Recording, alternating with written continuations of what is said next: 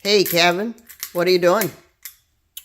Well, I am playing around with a new bucket.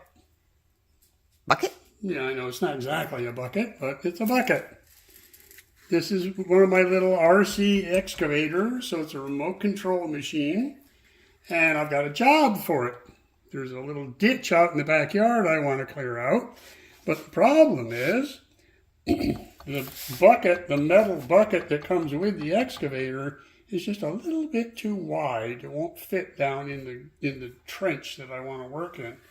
So I downloaded that file offline, or online rather, but that's too big too. It's too wide.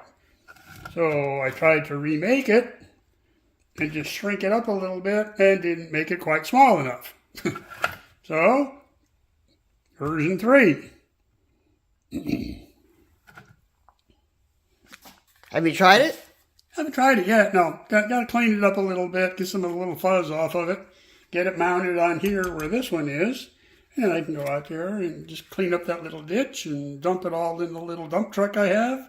Yeah, I have a remote control dump truck, and drive it over to where I'm going to dump it all so I can smooth it all out.